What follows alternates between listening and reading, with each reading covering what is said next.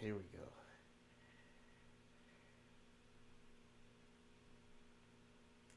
All right. All right, folks. Tonight I'll be doing a lesson that it's been like it's been a while since I did a lesson, but somebody one of my subscribers told me that he was um well, let me start over here. Okay. All right, welcome folks to the stream. I'll be doing a lesson today on the Israelite lineage, as you can see here up here on the screen.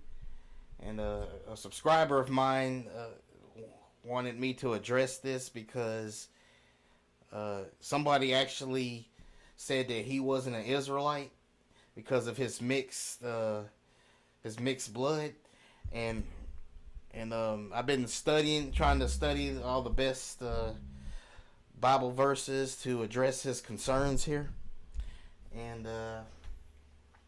here we are. He actually gave me. Let me see here. Yeah, okay. He actually gave me some verses here, some Bible verses here that where he believes that where it will seem that he's not an Israelite concerning Israelite camps that told him he wasn't an Israelite. I believe he even said he believes himself to be a bastard and a mamzer. But we're gonna go ahead and address this tonight. So what we see here, folks, we have the Ezra chapter 10. This is what he asked me to explain to him about the the Israelite lineage, right? Like, because he's been called that, right? Like he's not they believe that he's not an Israelite. Okay, so in Ezra chapter 10 it says, now when Ezra had prayed and when he had confessed, weeping and casting himself down before the house of God, there assembled unto him out of Israel a very great congregation of men and women and children, for the people wept very sore. We'll see if I can zoom that in right quick. Is there a zoom in button?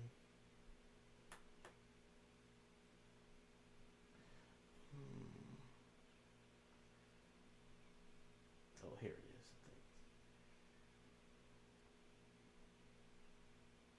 Zoom that in a little bit more. Okay. Sore, and Shekiah, the son of Jehiel, one of the sons of Elam, answered and said unto Ezra, we have trespassed against our God, and have taken strange wives of the people of the land. Yet now there is hope in Israel concerning this thing. Now therefore let us make a covenant with our God to put away all the wives and such as are born of them, according to the counsel of the Lord, and of those that tremble at the commandment of our God, of our God, and let it be done according to the law, right?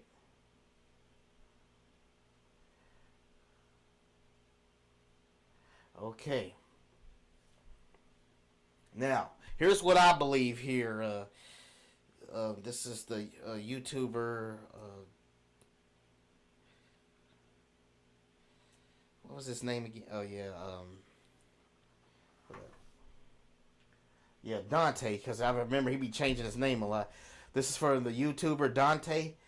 That he's. I asked him what his lineage was, and he told me he's black on his dad's side, and he is and he's Asian, right? And and he was told that he wasn't an Israelite. Okay, so, but I believe he is an Israelite. Okay, and I got some verses here to prove it.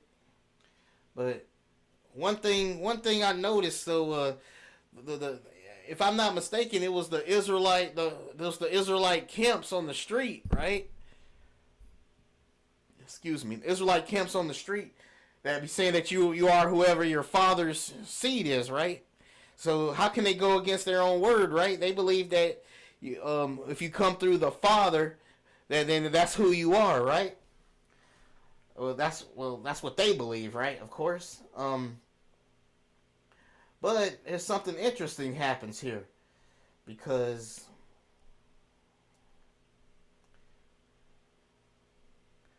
in Numbers 12 and 14, it says, we're gonna read this because this addresses it, pretty soundly, I mean, it's amazing how these camp doctrines be spinning this, right? Because it says in Numbers 12, 1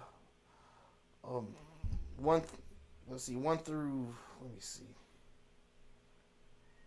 Okay, here is Numbers 12 right here, and it says, and Miriam and Aaron spake against Moses because of the Ethiopian whom he had married, for he had married an Ethiopian.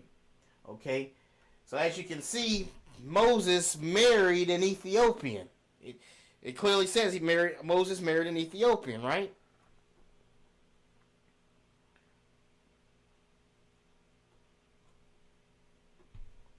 So, and Ethiopians, they descend from Hamites, right? So, I heard a lot of like a lot of people, Christians and Israelites, they believe that when they believe the Jews were white, right? And so they believe that when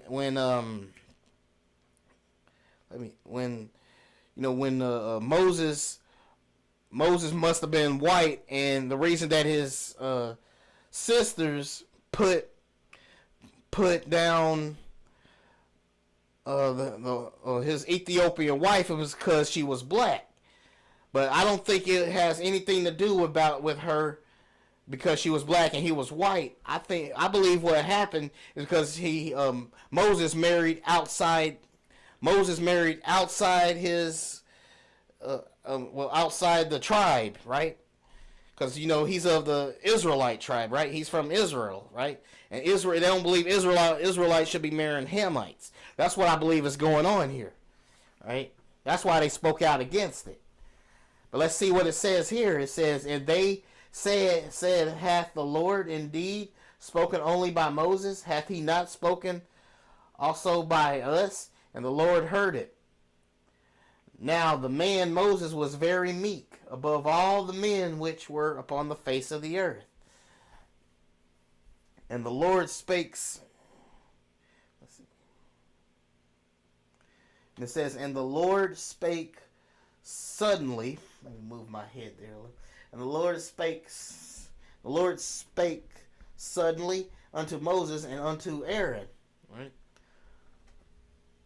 Unto Aaron and unto Miriam, come out ye three unto the tabernacle of the congregation. And they three came out. And the Lord came down in the pillar of the cloud and stood in the door of the tabernacle and called Aaron and Miriam. And they both came forth. And he said, hear now my words. If there be a prophet among you, I the Lord will make myself known unto him in a vision, and will speak unto him in a dream. My servant Moses is not so, who is faithful in all mine house. With him will I speak mouth to mouth, even apparently, and not in dark speeches, and similitude of the Lord shall behold, whereof then here were ye not afraid to speak against my servant Moses? So, and the anger of the Lord was kindled against them. So you see right here, Dante, as you can see here, Dante, that you have Yah here, God, the one they call God, Yah. What you have here is Yah is being angry with them because they spoke against Moses marrying an Ethiopian. So they are clearly of different nations, right? The Hamites and Shemites are of complete different nations, and yet you have Yah himself punishing the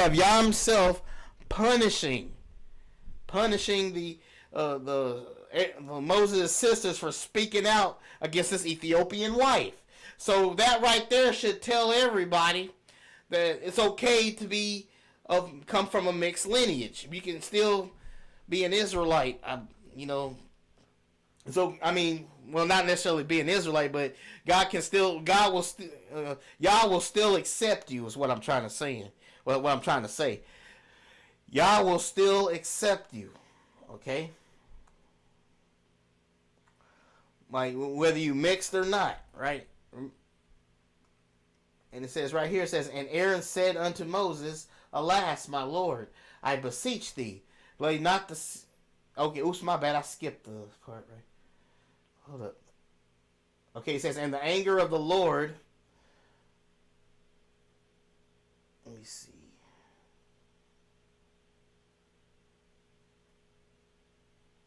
Hold up. Okay, right here it says, and the anger of the Lord was kindled against them, and he departed, kissed them, and he departed, and the cloud departed from off the tabernacle, and behold, Miriam became leprous, white as snow, and Aaron looked upon Miriam, and behold, she was leprous. And Aaron said unto Moses, alas, my Lord, I beseech thee, lay not the sin upon us, wherein we have done foolishly, and wherein we have sinned. Let her not be as one dead, of whom the flesh is half consumed, when he cometh out of his mother's womb. And Moses cried unto the Lord, saying, heal her now, O God, I beseech thee. And the Lord said unto Moses, if her father had but spit in her face, should she not be ashamed 7 days? Let her be shut out from the camp 7 days, and after that let her be received in again. And Miriam was shut out from the camp 7 days, and the people journeyed not till Miriam was brought in again. And afterward the people removed from Hazeroth and pitched in the wilderness of Paran. So there you go. Again, Yah's establishing that he punished them very thoroughly just for speaking out against Moses' wife, whom he married an Ethiopian. So those camps out there, Dante, that are telling you that you're not an Israelite, you take them to these scriptures right here, okay? You take them here.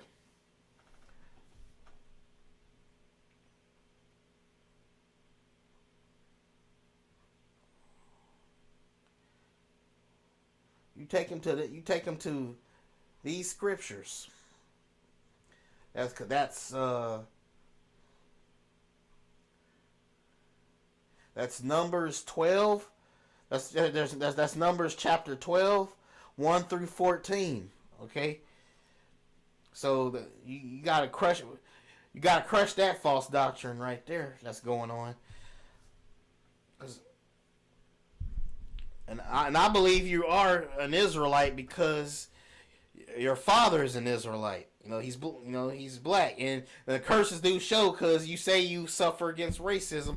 I think that's a huge sign there. But I believe you are an Israelite, right? But okay. Now we go here. We go to Acts 8:26 through 40, okay? And it says, And the angel of the Lord spake unto Philip, saying, Arise, go toward the south unto the way that goeth down from Jerusalem unto Gaza, which is desert. And he arose and went. And behold, a man of Ethiopia, an eunuch of great authority under Candace, queen of the Ethiopians, who had the charge of all her treasure, and had come to Jerusalem to worship,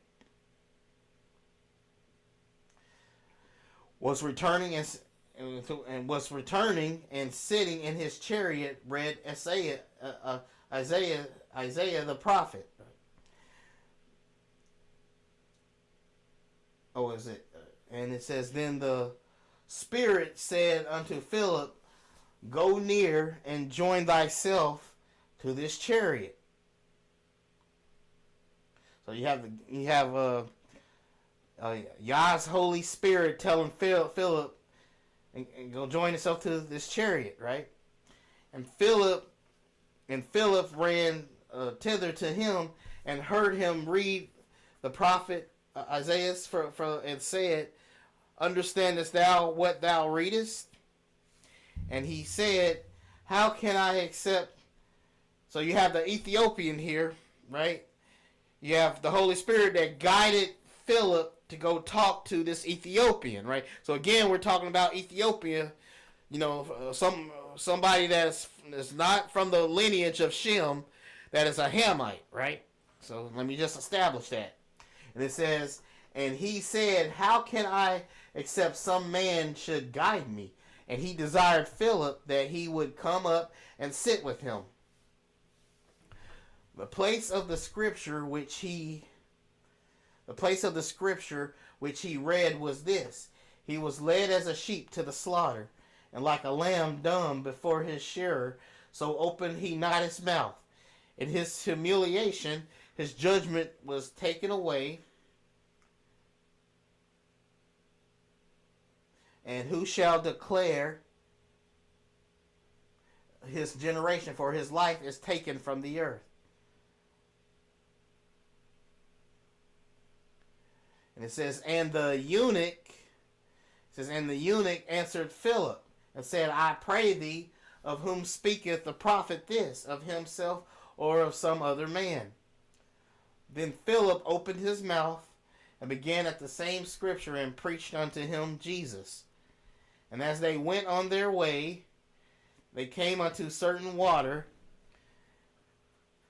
and the eunuch said, See, here is water. What doth hinder me to be baptized? And Philip said, If thou believest with all thine heart, thou mayest. And he answered and said, I believe that Jesus Christ is the Son of God. And he commanded the chariot to stand still, and they went down both into the water. Well, I guess I'm going to say, since for my Israelites, because, a lot of people don't want to hear the fake name Jesus Christ. They want to hear Yahweh, or some people say Yeshua, Yeshua, or, some people prefer Jesus Christ, but, there we have it here. But it says, I believe that, let's say Yahweh is the son of Yah, right? And it says, And he commanded the chariot to stand still, and they went down both into the water, both Philip and the eunuch. And he baptized him. So you have right here Yah saving the soul of an Ethiopian. Somebody that's outside the race. So if Yah can save the soul of an Ethiopian, then it is obvious that he doesn't mind interracial marriage. Yah doesn't mind interracial marriage. See, I'm going to get more into that, but we're going to keep reading right here now. And it says, And when they were come up out of the water, the Spirit of the Lord caught away Philip, that the eunuch saw him no more. And he went on his way rejoicing. Okay.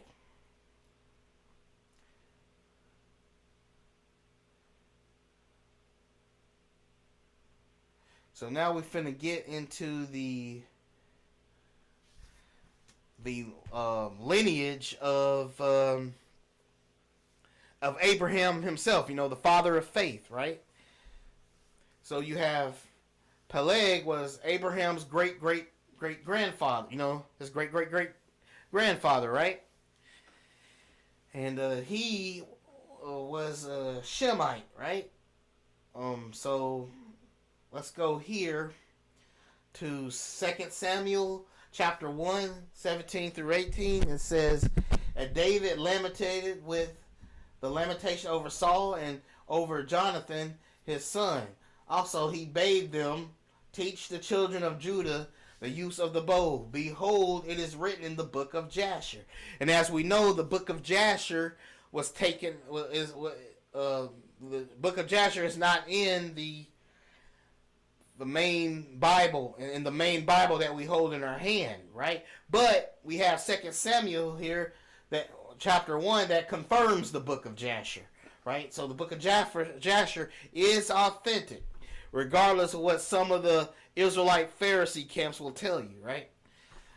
And we have the book of Jasher, chapter 7, verse 49 through 50 right here, and it says, and Terah, the son of Nahor, prince of Nimrod's host, was in those days very great in the sight of the king, Nimrod. And as we know, Nimrod is a descendant of Ham, right? So you got the Shemites and the Hamites living very close to each other, right? And his subjects and the Cushite king, which means that all these people are black, right? Because Cush just means black, right? And they're living around all these black Hamites right here, right? And it says, and princes loved him, and they elevated him very high. And Terah took a wife, and her name was Amathilo, the daughter of Cornbo, Cushite priest. So you got Terah taking him a Cushite wife, right? And Terah is an Israelite, right? Of course. And you remember Yah said, by Shem's seed, by Shem thy seed will be called, right? So he basically, Yah is saying that the Israelites will come through the Shemitic bloodline, not the Japhetic bloodline, not the Hamite bloodline, right? But we have Terah here. He married a black wife here. This is from Cush, right? Which would be from Ethiopia, right? And the wife of Terah conceived and bare him a son in those days.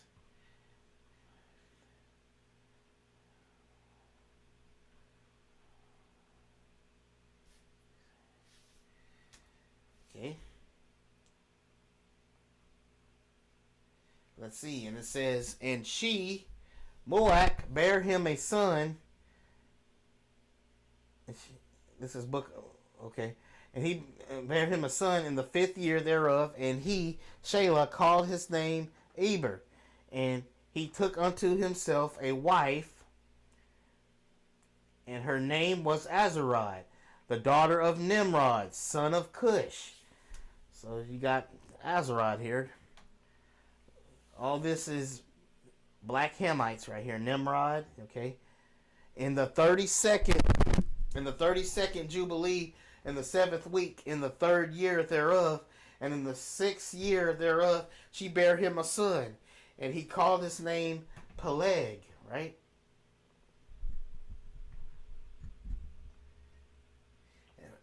For in the days when he was, but Peleg is the grandfather of Abraham, right? The great etc. grandfather of Abraham, right?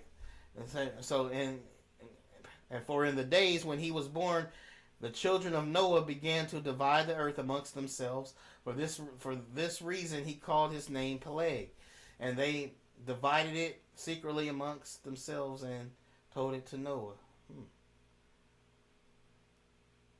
Okay. Book of Jasher 751. Terah was 70 years old when he begat him, and Terah called the name of his son that was born to him Abram, right? Because the king had praised him in those days and dignified him above all the princes that were with him. So here's the chart. Here's the genealogy chart right here, right? As you can see, this is Nimrod right here.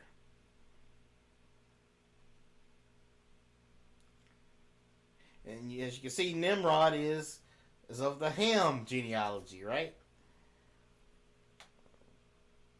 So indeed,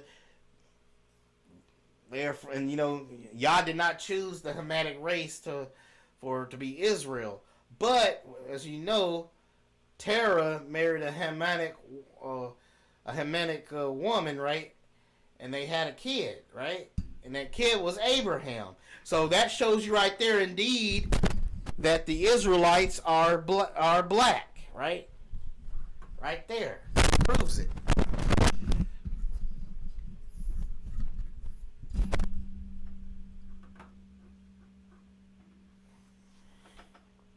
So let's see. We're gonna do a reaction video here.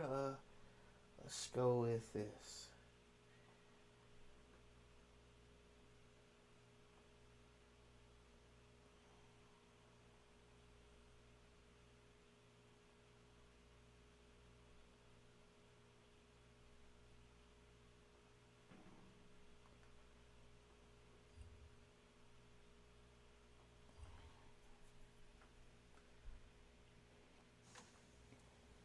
Hello, everyone. Bob Lee.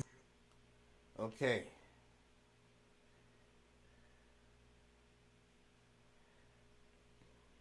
I think our brother Light unto the Gentiles. Y'all make sure y'all subscribe to this brother's channel. He knows a lot. Let me see here. I've learned a lot from him. Subscribe. Subscribe.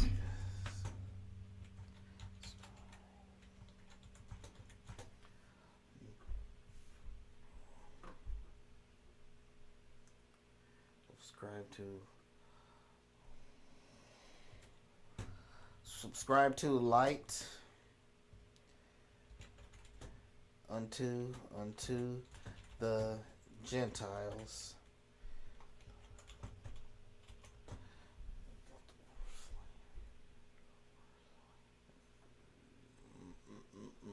Let me go.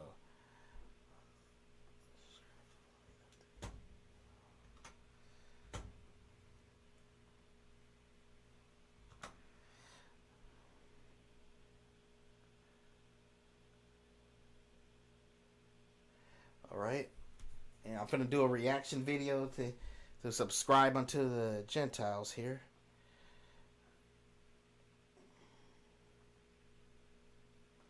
And it's entitled, Yah Hates Religion, Not Race Mixing. See, this is a very controversial subject, because it's amazing how I find like a lot of these Israelite camps are against it, and yet they having all these Latino wives that are basically white women, because they're the offspring of Spaniard white men. That's the Mexicans, Latinos, Cubans, Guatemalans. They're all products of the Spaniard men, having babies with the people, right? With the people that they conquered, right? And so it doesn't. So that lets you know that 12 tribe chart is false. Okay.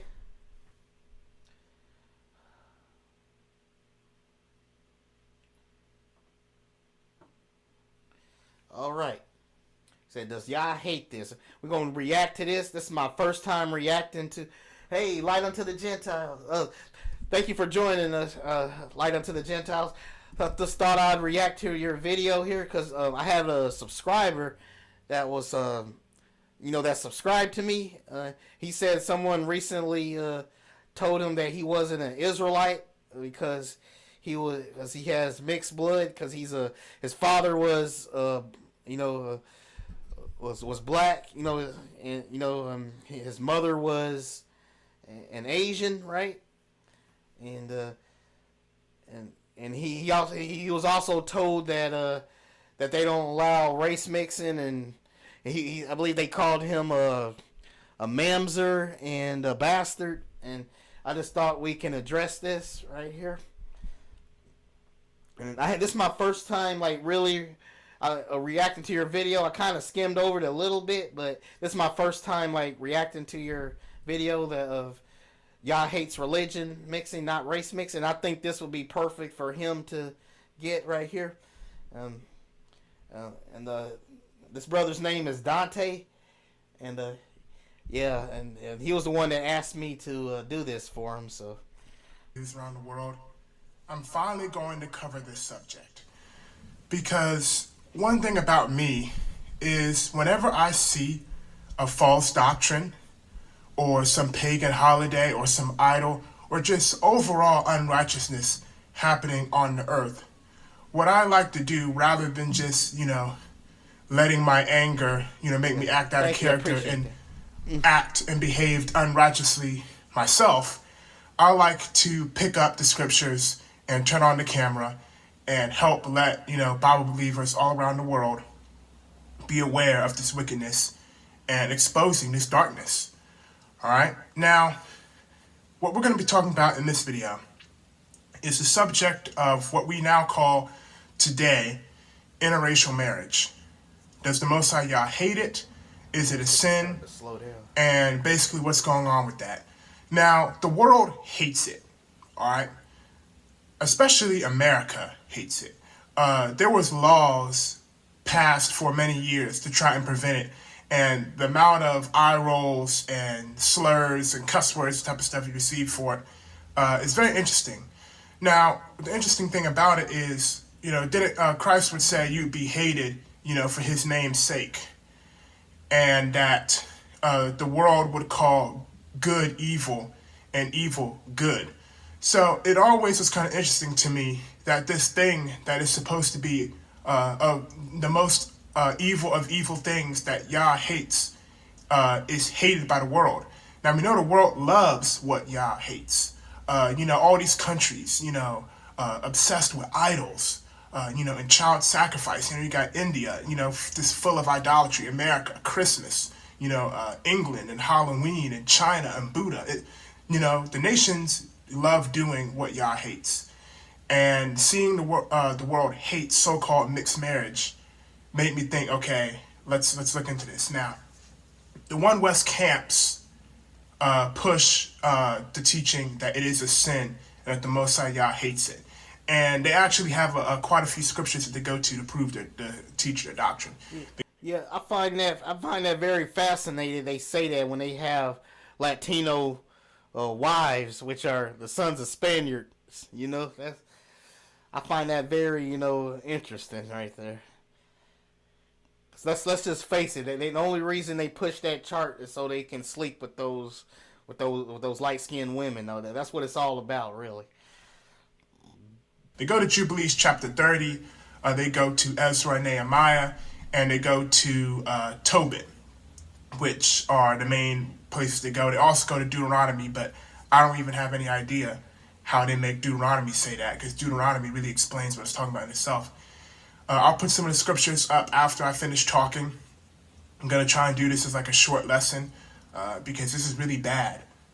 Babies are being put on the street. I mean, we're literally having orphans and stuff because you got couples that are coming into the faith and they're saying, your wife is a descendant of Esau. And, it's a sin that you're with her and all this other type of foolishness. Now, that is sad right there. And then they get putting out false doctrine saying that they're Esau and leaving their and abandon their children. That is very, that is really bad, man. That is some wickedness right there. And vice versa. So let's get started on breaking down each scripture they use to prove, so-called prove the doctrine. Now, Jubilees chapter 30 talks about it being an abomination to take a wife from the Gentiles, which is the part that they always read. They read that fragment where it says, the abomination to take a wife from among the Gentiles. And what they don't read in context is Jubilees chapter 30 is talking about, I think her name was Diana, one of the sisters of the sons of Jacob, being raped and mistreated by an uncircumcised nation. Now, we're going to talk about uncircumcised a lot because circumcision was a sign of keeping the law. So when you hear the term uncircumcised in the Bible, a lawless people, they weren't keeping the Shabbat. All right, they didn't love Yah. And there's a key in Jubilees chapter 30 that tells you what it's about. And it's talking about the parents that, the father that gives his daughter over to the seed of Molech.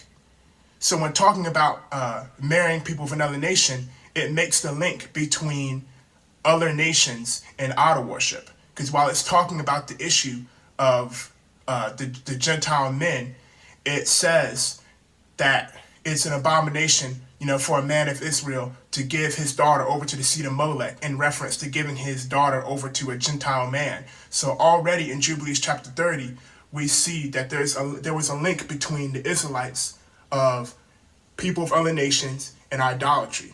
And we're going to find out that this was a what God you serve issue and not a so-called racial issue. And one thing that I want to point out is if Moses, because Moses wrote Jubilees, I'm not sure if people know that. If Moses was saying that this was a race issue, he's a hypocrite then, because he would be teaching the congregation about the issue of people from other nations while walking around with his African wife. And the Most High is not a respecter of persons. He literally says, in the New Testament that he will punish, the Jew first and then the Gentile, because we're supposed to know. We're supposed to be the example. So when you see that, knowing who Moses married, that makes absolutely no sense. And like I said, I just talked about that a while ago. Look into the fine print of Jubilees chapter 30 and see where it says, unto the seed of Molech. All right? Let's think about that. Another one, they go to the book of Tobit, where Tobit told his son to avoid whoredom and to marry someone from his father's seed. They say, see, marry among your father's seed. It's a sin, it's evil. But I want to point something out, all right? Excuse me. When you look up the word whoredom, which is what Tobit wanted his son to avoid by marrying within his father's household, his father's seed, he wanted him to avoid whoredom. And when you look up whoredom in the Bible dictionary and in the Hebrew language, the strongest concordance, whoredom, one of the meanings behind the word whoredom in Hebrew is idolatry. So now we're starting to see a link between Jubilees chapter 30 and what Tobit was saying. Tobit wasn't saying those people, their skin is too dark, their skin is too light. He said, beware whoredom, my son. Once again, the Israelites made the link between people, women of other nations, and idolatry. He used the word whoredom, So that word would mean, a whore, and it also means idolatry. Those are the two meanings. Idolatrous, idol worshiper, hater of Yah. That's what it means. Yeah. All right? And we really need to think about the timeline of Book of Tobit, because if I'm not mistaken, we had already had multiple so-called interracial marriages approved by Yah before the Book of Tobit was even written. So Tobit would be condemning Abraham and Moses by saying that it's a sin, which I don't think the Most High would allow that. Moses, Tobit would be saying that Abraham was in sin and that Moses was in sin. We'll get to Abraham a little bit later. But once again, it don't hold water. It's talking about whoredom, idolatry. And now I'm going to go to the book of Malachi, and Malachi kills this whole doctrine. So Judah married a Canaanite woman, and it says that abomination has been committed in Israel, for Judah has married the daughter of a strange god. Now, not all sins are called abominations in the Bible. The super bad ones are called abominations. I like that verse. So, based on the Yeah, I abomination like that. Judah's married the daughter of a strange god. See that's where people are missing it at. Like it's not a racial thing. It's like it's a that's the problem right there. Like marrying someone that's got a marrying a strange god. One can know how much damage that can be because you can bring on wicked spirits into your life doing that, and they'll have you doing all types of crazy stuff. So that's why Yah doesn't want us doing that, right? sin in Jubilees chapter 30 of giving over your children to the seed of Molech. And then we look at the abomination of marrying someone of another god Exactly. In the book of Malachi. It's fair to link those They two married a up black as being the same abomination and a in that black woman context. with You realize the Most High didn't yeah. mention the fact she was an African. Exactly. He said that the abomination was that he married a woman of a strange god. Yeah. Let's go over it. As they call them, Caucasian women, Europeans, Japhet, what do? Easter, Christmas, Valentine's Day, yoga, Earth Day, Harry Potter, Lord of the Rings, collecting stones, mystical dust, animal worship. That's, what a lot of them do. And Africans, you got the dog worship, the Egyptian idols in India, and the elephants, and Asia, and the Buddha. So it's like, that's what it's about. These women and men of other nations can come in and serve Yah and be grafted in, and the Most High Yah won't have a problem with it. Joseph, Ephraim, and Manasseh came from an African woman. Abraham had Ishmael through an African. Most High had no problem with it. And here's the thing. The people who say this doctrine, they're saying that the Most High will use evil to create good. Why would the Most High would never use evil? There's nothing evil about the Most High Yah. So if it was evil all the way through and it was about race, why did the Most High Yah use so many Gentile women to build Israel? We know for a fact that Joseph's wife was not an Israelite. She was an Egyptian, and Ephraim and Manasseh came from her. And there's also been talk about Tamar not even being an Israelite, because you look into the law and it says that your handservants shall be from the nations around you. In other words, you wouldn't be an Israelite with an Israelite servant. Your servant would be someone from another nation. So when we look at these women who are bearing all these children who were called servants in the scripture, if we look at the law, we could say that they were not Israelites. So when you think about that, you realize how much of us have Gentile African DNA. And the Most High Yah used them to create us. Then you go into Ezra and Nehemiah and it says, see, put away those strange wives. But here's the thing. There's clearly signs that those women didn't completely convert and join the Most High Yah like Ruth the Moabitess or Rahab, because the children didn't even speak Hebrew.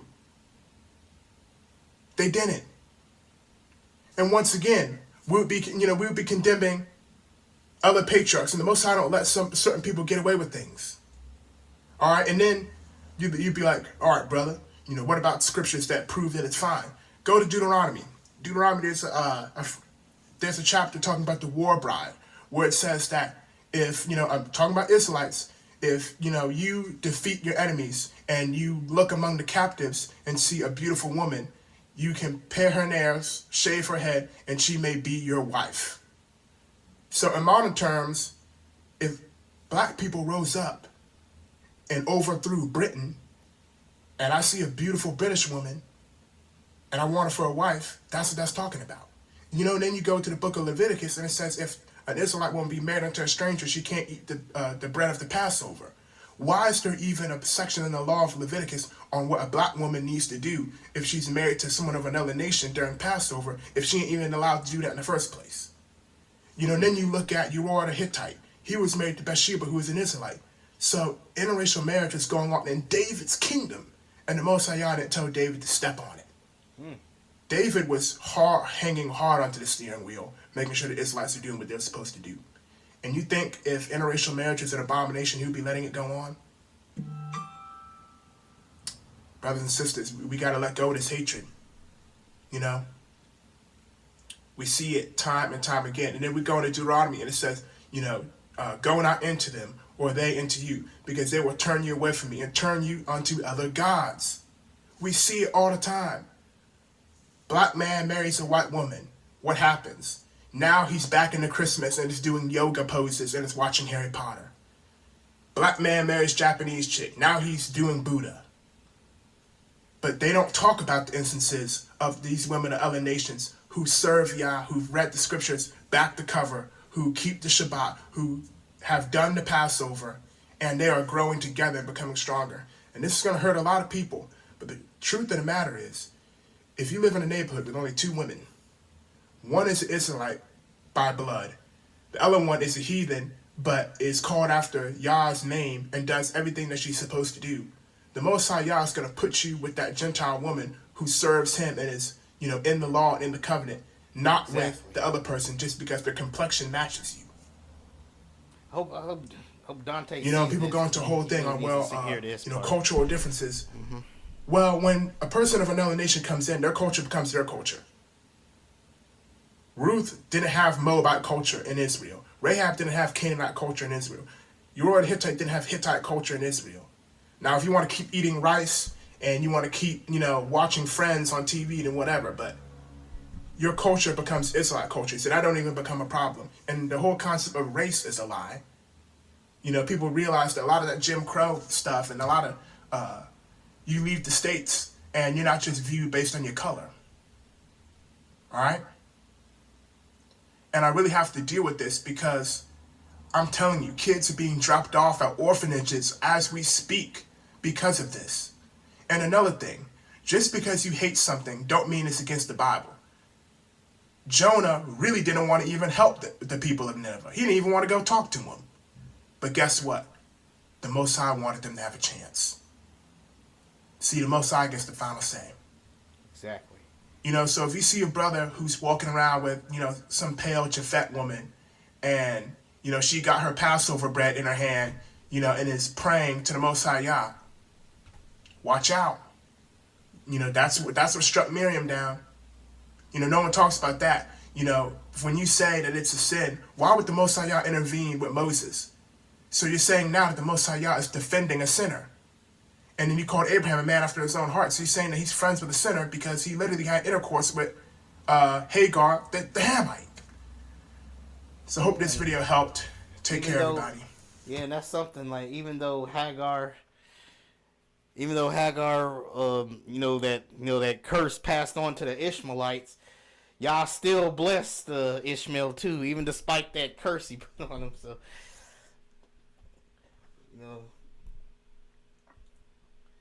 so that there's something to think about right there. He didn't just throw him away like that, right?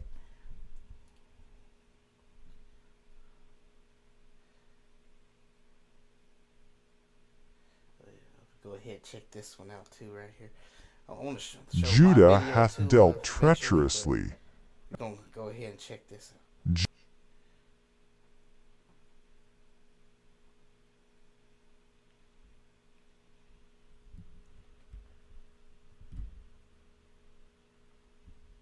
Judah hath dealt treacherously, and an abomination is committed in Israel and in Jerusalem. For Judah hath profaned the holiness of the Lord which he loved, and hath married the daughter of a...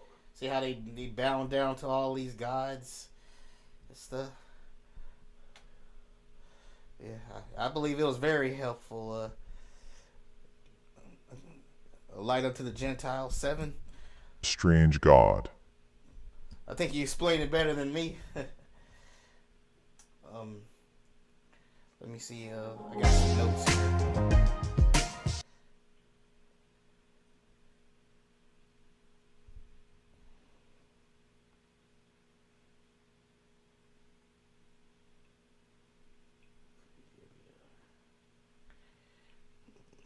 I'm gonna show my notes here.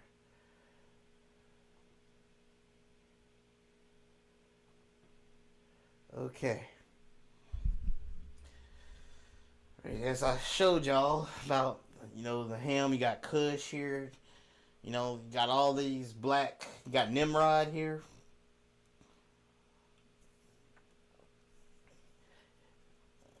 And I showed you previously about the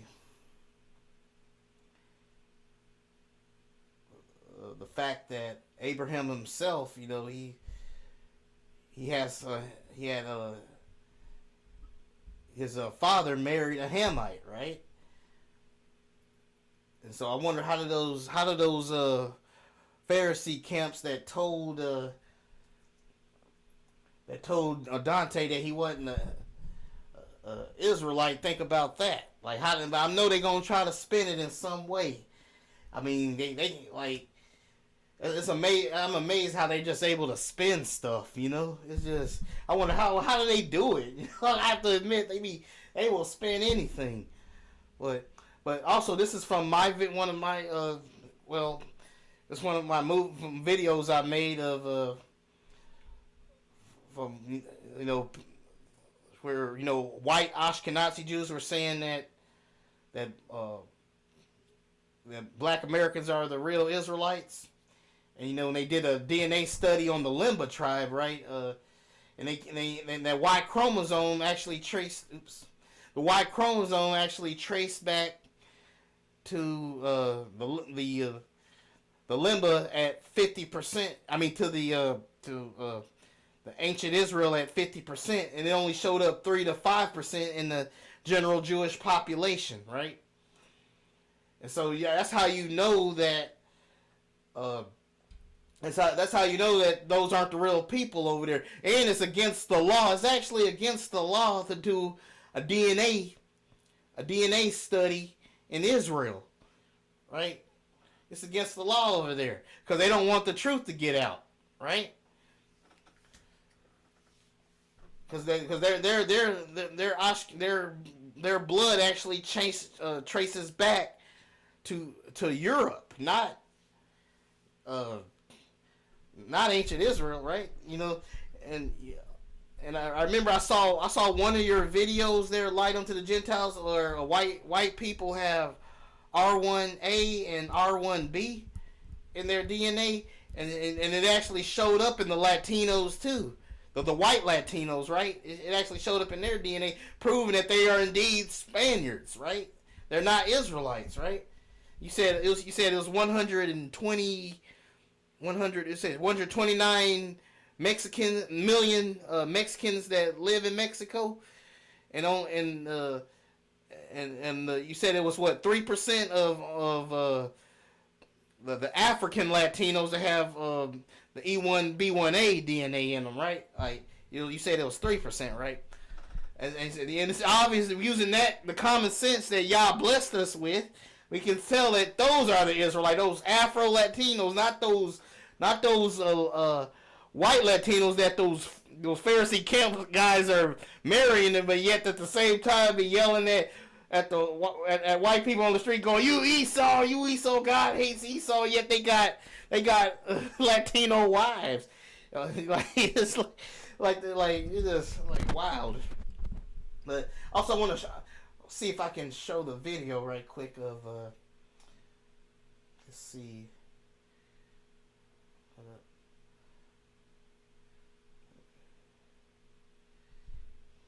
Let me see. I think I'm gonna let them explain it right quick. The DNA thing. I want to send the DNA thing home right quick. Let's see.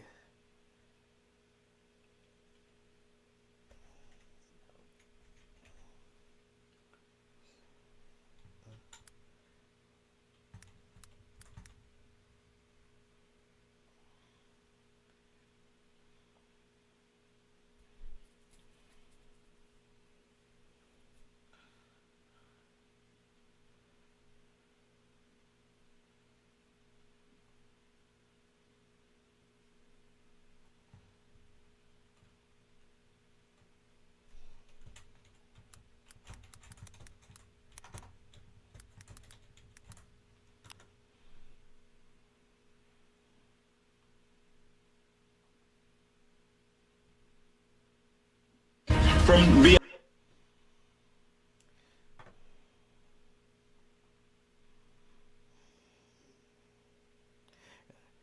And they said the Limba tribe actually they're like direct descendants of the brother of Moses, Aaron. They said they descend directly through him. Like, and yet they're only showing up 3%. So you can't say that they're our brothers. They're not our brothers. The Ashkenazis are not our brothers. Like, not DNA wise. Like, okay, let me see here. This is the video I made. Beyond the rivers. Okay, where is it? I put together here. It's said that once you've been to Africa, the continent is locked in your heart forever. The deep cultural heritage is unmistakable and unchanging. The same can be said for the Middle East, where the people of Israel have passed down their traditions for centuries. But the Lemba are something completely different. This tribe, who live in Zimbabwe and South Africa, claim they are direct descendants of the 12 tribes of Israel. Is it possible they are who they say they are? Astonishingly, the facts support their miraculous oral tradition.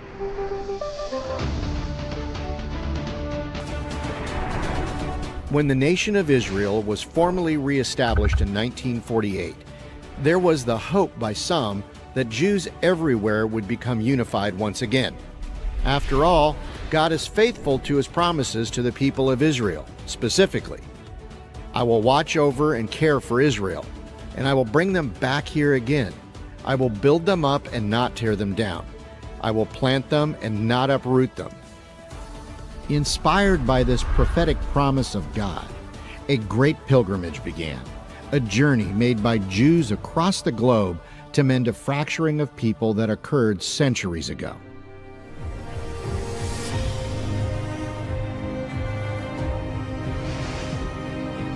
In the 8th century BC, as noted by historians and the Bible in 1 Kings, the Assyrian Empire conquered the northern kingdom of Israel, captured its people, and dispersed them over Assyrian territory. Historians say some were killed, many were blended into other cultures, and others fled. Thus began the tradition of the lost tribes of Israel. Lemba oral tradition passed on through generations says they came from the rabbinical tribe, the Levites. The Lemba say they fled their original home and traveled to Senna in modern-day Yemen, where they became traders and craftsmen until they were forced to escape war or natural disaster. This drove the Lemba across the Red Sea to Africa.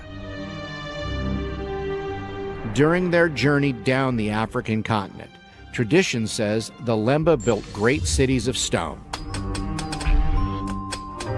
Stone cities of Zimbabwe.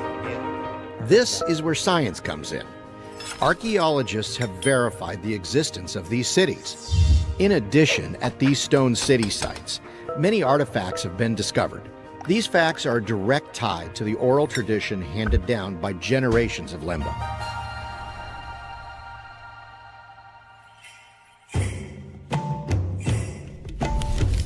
Tribes all over Africa have kept their traditions and customs, but the Lemba are like no other tribe. Strict adherence to Jewish customs have been watched over by Lemba rabbis. Despite losing their original Torah on the journey from Israel to Zimbabwe, all oral teachings and traditions have been maintained. The same kind of oral teaching described in the Old Testament. Dietary laws, including kosher standards and restrictions on meat, are obeyed. Circumcision. Intermarriage has been strictly forbidden to preserve the culture and bloodline. Traditional rabbinical clothing is worn. In a place thousands of miles away from Israel, detached from all Jewish culture, these African Jews who call themselves original Hebrews are committed to their way of life that has been passed down generation to generation.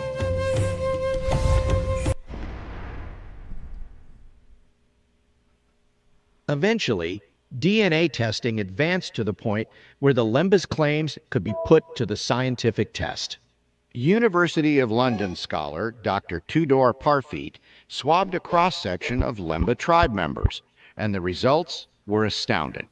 The Y chromosome, passed on by many males in the population, proved to contain the Cohen modal haplotype. Among Jews, the CMH marker is most prevalent among Kohanim, or hereditary priests. In addition, this marker is one that only emanates from the Middle East. It is not found in any identifiable African roots. Even more astounding are the following stats. The CMH marker shows up in 50% of the Lemba tested. The same marker shows up only 3 to 5%. See, that right there shows that they are imposters. Only 3 to 5%. The Limba, as black as the Limba are, and it's showing up more with them than it is with them. This pretty much say that they are imposters. DNA is saying that they're imposters, you know, right there. Like, you just shut it down easily. So that shuts down the Latino being Israelites. Of the time in the general Jewish population. What could be tradition lost in generations of translation has proven to be quite the opposite. Stories passed on generation after generation, backed up by scientific proof.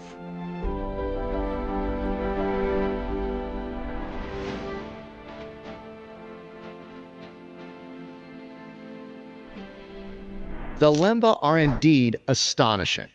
Some claim they are one of the lost tribes of the original Israel.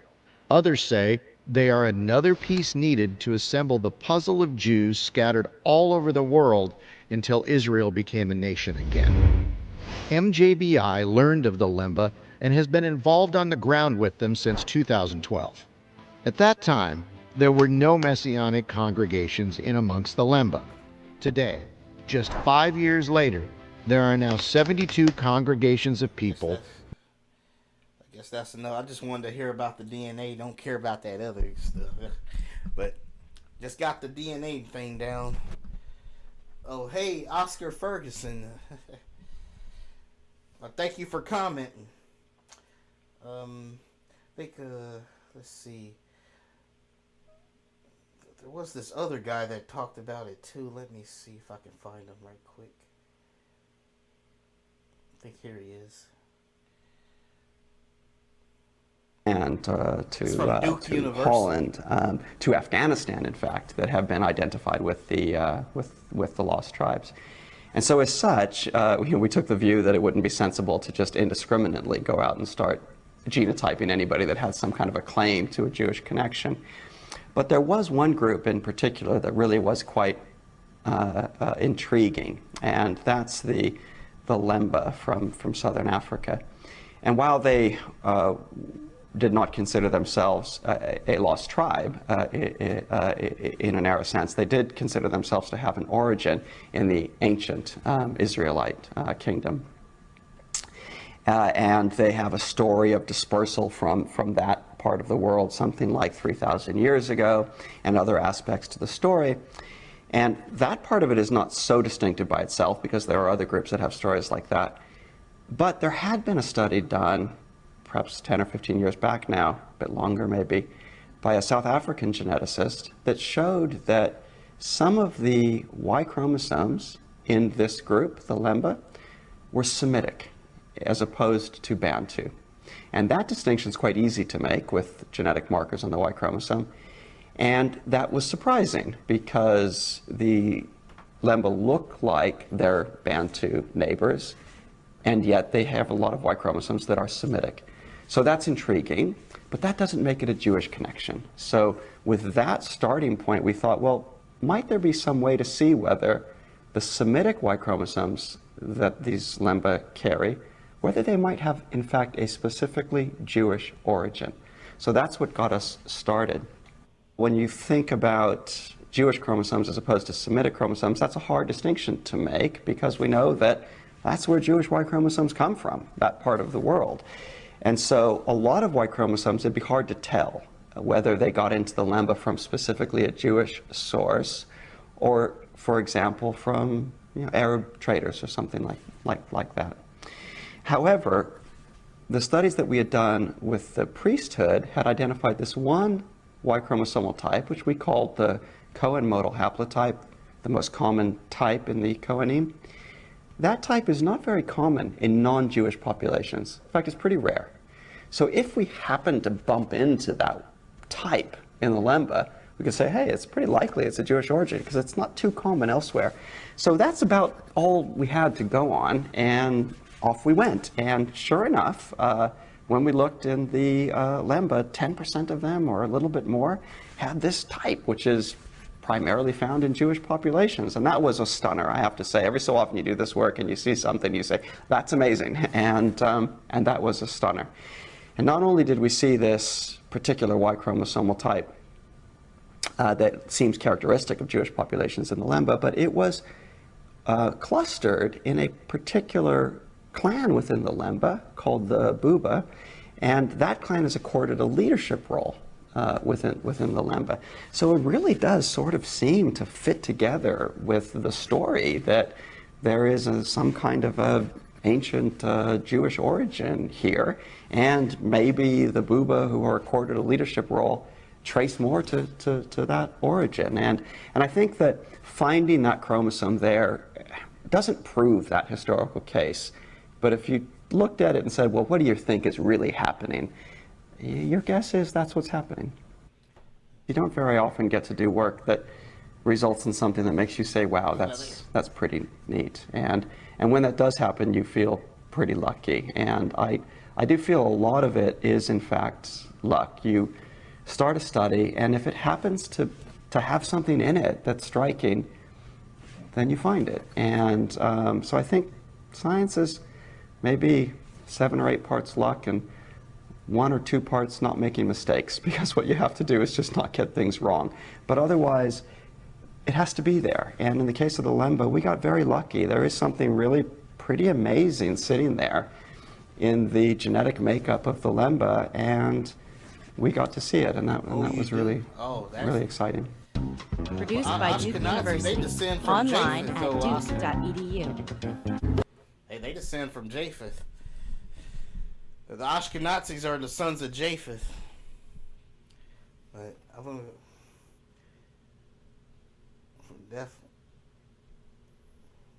well, I'm gonna go ahead and end the stream now. I just wanted to do this for my one of my subscribers here, because he was feeling down about being told he wasn't an Israelite, and saying that mixed children won't enter the kingdom of heaven and stuff. And I just showed him this, okay? Yeah, exactly what Light Up to the Gentiles says. I would like to get into it more, but I'm going to go ahead and end the stream right now. But just want to thank everybody who watched the stream. Of course, thank you to Light Unto the Gentiles 7. Y'all make sure y'all subscribe to his channel, and because the brother knows what he's talking about for sure. And thank you, Oscar Ferguson, for commenting. And I thank all of you who enjoyed the stream. Just remember to live every day in victory, and of course, cue in the victory music, victory fanfare. Till next time, dudes and dudettes, and we are out.